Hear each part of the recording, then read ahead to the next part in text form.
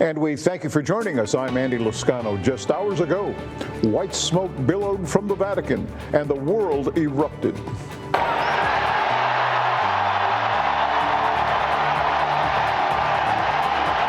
History witnessed at the Vatican today as the 267th Pope is elected. Who is the new pontiff and what comes next? Stick around to find out, but first,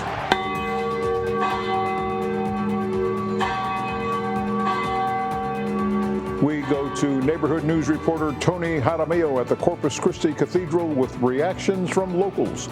Chris 6 News and a new era of the Catholic Church starts now.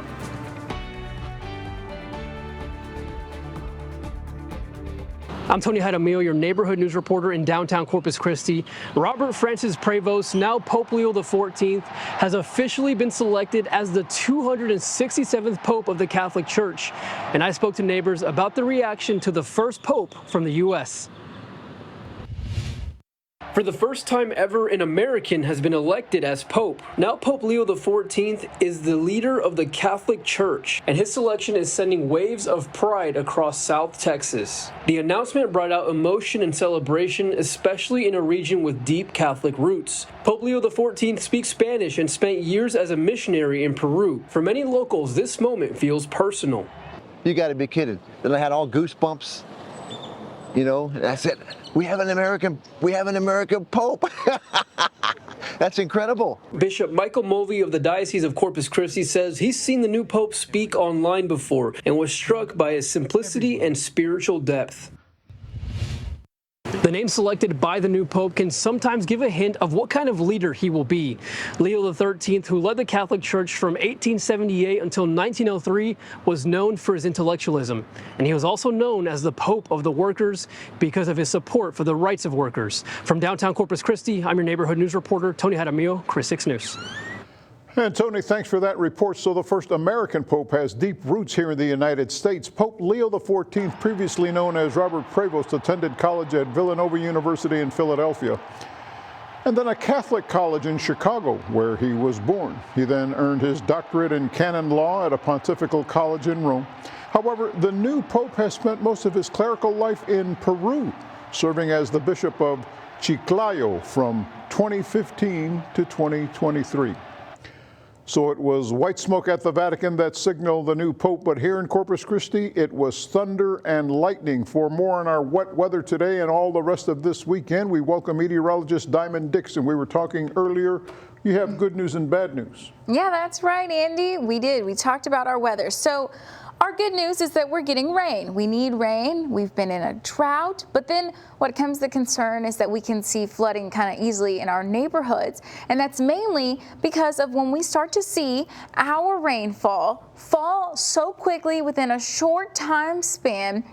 And that's where we kind of get that flash flood warning and just flooding in general. So you can see right now on our CCAC camera overlooking Snoopy's Pier that it is coming down. Now, if you joined us for the 4, you saw those clouds really moving in, and it was just like low-hanging fruit, if you will. And then even in the next half hour, it showered. So looking at our current conditions, well, here in Corpus Christi, we're 81 degrees, but you'll notice that increase in wind. East wind, 20 miles per hour, but almost there with wind gusts, almost 30 miles per hour. Temperatures still looking pretty good, hanging out in the 70s and 80s, but we have lots of weather that's happening. I'll have all your weather alerts coming up here in a bit. All right, Diamond Dixon, thanks for that. We'll look forward to it. We have more local news to report for you now from your neighborhood following our investigation into how Corpus Christi Animal Care was disposing of euthanized animals. The city's now taking action. A new released memo confirms the city's animal cremation furnace has been out of service since February, as Chris 6 first reported. During that time, some remains were taken to the city landfill. That practice is now ending. Moving forward, the city says it will either freeze the remains or send them to a private cremation service. We've discovered it, we're fixing it, we have an interim solution, and we have an even better one that will take some dollars, but we're committed to it. Mr. Zanoni also says the permanent fix could be replacing the current cremation furnace, which is more than a decade old. It would cost about, the new unit would cost about $140,000. So this new report also has revealed systemic failures inside Corpus Christi's animal care services. The consulting firm Citygate Associates provided the city with 170 recommendations for improvement. Zanoni says the city requested the report and is already taking action. Of the recommendations, many have already been implemented. So we're already beginning to see change, and we're going to see a lot more in these coming weeks and months and years at Animal Care. Mr. Zanoni also said that animal welfare remains a priority for the city, with more changes coming as leadership is restructured and policies rewritten. I'm Michaela Chavez, your Sunrise Neighborhood News reporter downtown. Like others, you might have noticed you're paying more on car insurance. A number of things from accidents to driving violations can cause premiums to go up. Here are ways to keep more money in your pocket. It's no secret. It's outrageous right now. Car insurance rates have gone up. It's just skyrocketed. Leonard Reyes owns Discount AC and Heating. We have a total of 4 company vehicles. And owning his business comes at a price. So I have to have them insured. A high one. Over the last 3 years, I would say about 40% higher. I spoke with Robert Valdez, an agent producer with Affordable Insurance of Texas. He tells me there's lots of factors that determine your rate and possible discounts right off the bat. Your age, your zip code, the likelihood that that vehicle gets stolen or vandalized. If you're married, if you're a male, if you're a female. The biggest way to lower your rates is if you have 6 months of prior insurance. That's like a huge discount. Valdez says that specific discount can actually benefit other household members too when it's time for them to start driving. It's best to add your son or daughter onto your policy because they get to take advantage of your discount. You've had prior insurance, you're married. Some insurances also have some type of safe driving tracker to help save some money. But Valdez says there's a catch. Drive as if you have a glass of wine on the floorboard of the passenger side and you don't want the wine to spill out. People don't drive like that.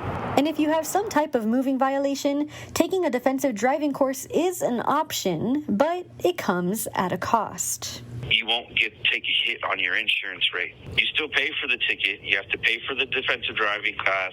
You got to order your motor vehicle report. And if none of those options sounds like something you can take on, you can always bundle. I bundle my homeowners along with my auto for my personal cars and the business. So I can only imagine if it weren't bundled, how high it would be.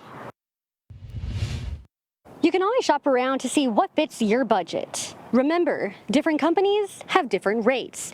And before you buy a new vehicle, keep in mind that some cars are more expensive to insure.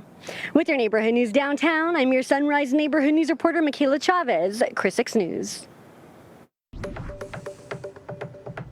All right, Michaela, thanks for that report. Well, there's a couple of new middle schools opening in the Coastal Bend, and today, Chris 6 got a first look inside along with district leaders.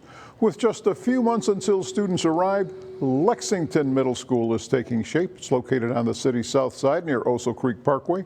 Board members joined school staff for a sneak peek of the new campus. Had the opportunity with our board members to tour the campus and kind of see the progress that Fulton has done so far. We were able to see some classrooms, the front office area, the gym, the fine arts area. So I'm very excited. It's coming along really nicely.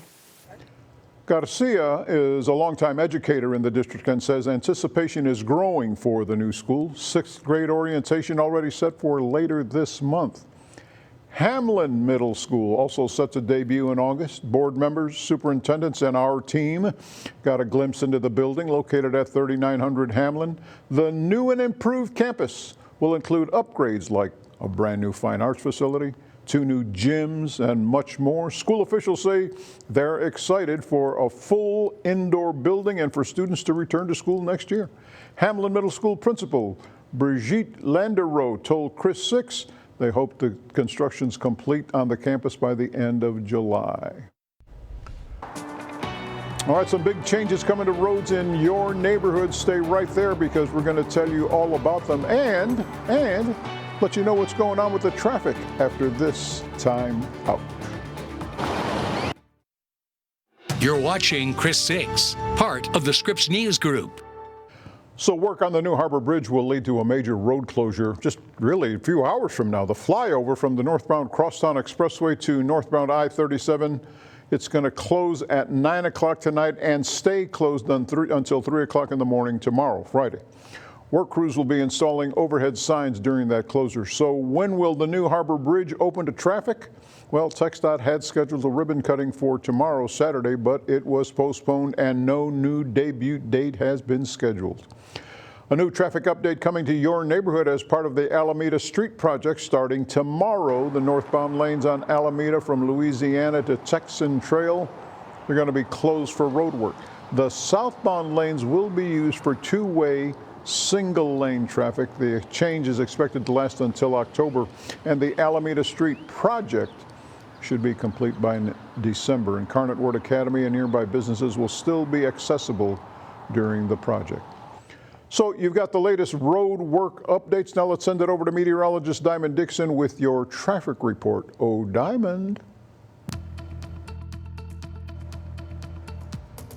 Oh, hey there, Andy. Well, look at that Skycam out there overlooking SPID. Well, the showers, the rain is coming down at 5:12 this evening. Let's get a look at some local roadways to see how we're doing. Well, from Portland to the Harbor Bridge, we're looking good and green. That's good news. But when we take it to Ocean Drive, minor slowdown. SPID, even though it's pouring out there, the roads seem to be looking nice, but we have multiple slowdowns along Saratoga, north of Airline, north of South Staples, and north of Weber Road as well. You can still see slowdowns along Waldron Road and Flower Bluff Drive. Here's a look at your drive times. And once again, stay safe out there.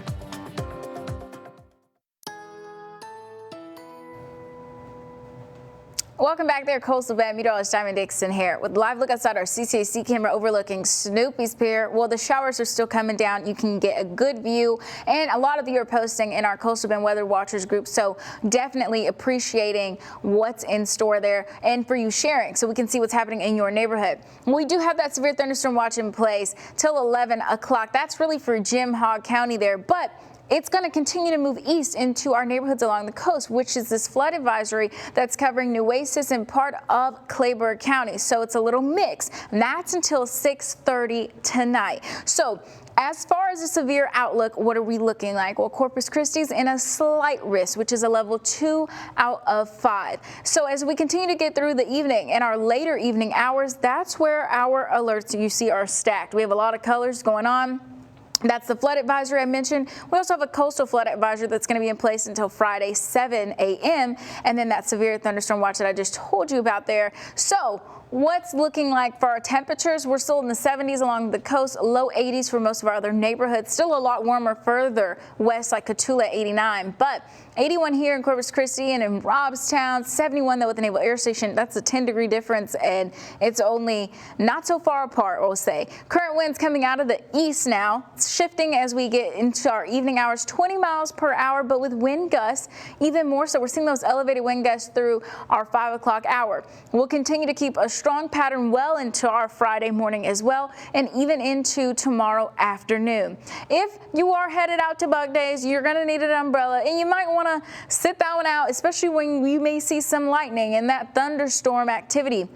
It's going to continue well into 10 o'clock and even past midnight. Doppler radar just showing us the last 3 hours. You can see a lot of the activity. It's moving west to east, and a lot of that's being kicked off because we have a cold front boundary. Well, it's not necessarily a cold front, but a frontal boundary that's moving through our neighborhoods, and along with it is coming that rain, that thunderstorm activity. And of course, our rainfall has looked good in the past 72 hours. And if we're talking as far as the kind of that watershed, what does that look like? Well, we need the rain to go there. And our potential rainfall forecast, we're going to continue to see these numbers go up as we head into Friday. As we get into Friday morning, that's when we'll clear out. That's when we'll start to see more sunshine back into the forecast. So this is going to be our last wet day. So hour by hour, how we're looking, we're hanging in the 70s well until 11 o'clock. Northeast wind, as you can see, sticks around until we hit a north wind around 2 a.m.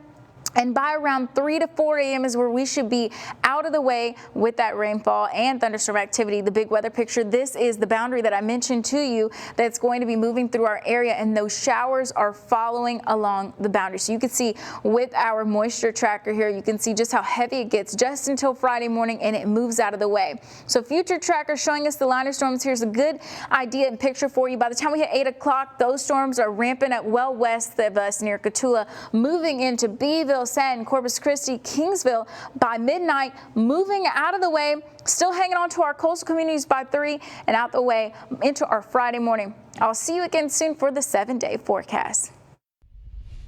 I'm Tyrese Boone, your Robstown Neighborhood News reporter. I'm here at the Coastal Bend Hurricane Conference to learn how counties like Duval and Jim Wells are working to keep residents safe if a hurricane hits the Coastal Bend. As hurricane season approaches, people across the Coastal Bend are bracing for impact, especially those in the rural neighborhoods. Being out in the rural area, you might have a lot of volunteers that go out to help, and so the help might be limited at that time.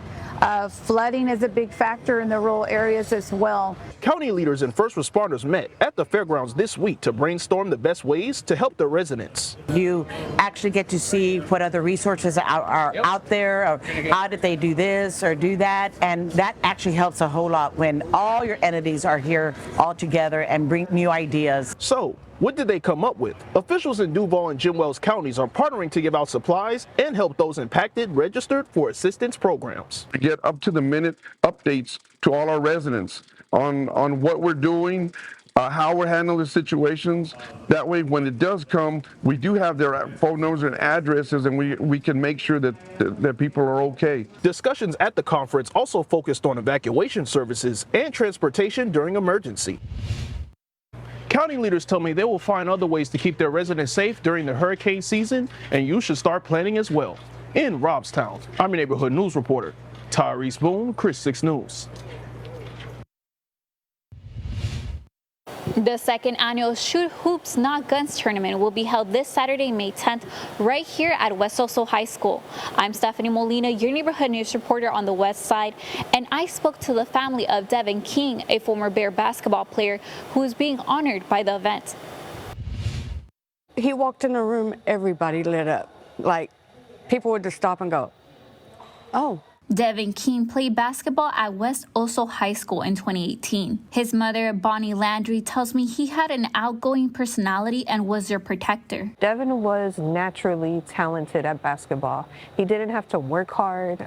He was really good at it. Back in 2023, Devin was shot and killed outside a nightclub in San Antonio. His family created a basketball tournament to honor Devin and his love for basketball. This year will be the second for the Shoot Hoops Not Guns tournament. What we do is all the money that we raise is donated to West Oso in a form for a scholarship for a few students and to give money to some of their programs that need it. Devin's mom says last year the tournament helped provide scholarships to 2 student athletes to help pay for education. Some of the money, she says, was also sent to Devin's former basketball team. Have new jerseys, have new shooting tops, have new travel uniforms. And this past year, we were even able to go to Hidalgo for a basketball tournament and even travel to San Antonio on a charter bus with these proceeds. Those are some of the reasons Devin's family and West Oso ISD encourage people to attend Saturday's tournament. The first game is at 9 a.m. and tickets range from $3 to $5. I think he would enjoy it. I think he would really love it. If it wasn't in honor of him, he would definitely be here playing. Grandmother Devin, Deanna Taylor, reminds the community why it's called Shoot Hoops, Not Guns. I want these young men and women to understand that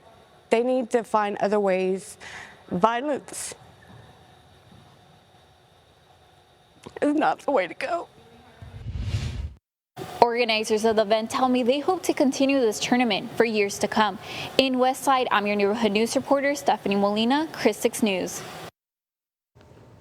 Hey, want to support local veterans and maybe make a little cash on the side? Well, listen to this. The Ride for Warriors Poker Run is next Saturday, May 17th. It benefits Burn Pits 360 and other efforts around local combat veterans. The Heil Law Firm partnering with Harley-Davidson and the Combat Veterans Motorcycle Association to organize this event. but without funds to do what we want to do, whether it be support organizations like Burn Pits, or whether it's to go to a veteran in the community that needs something as simple as a wheelchair ramp. So there's a $1,000 cash prize for the winner of the poker run. There's also going to be live music, food trucks, free drinks, 50-50 raffle, all good things for our veterans. All right, so we're here one more time with meteorologist Diamond Dixon.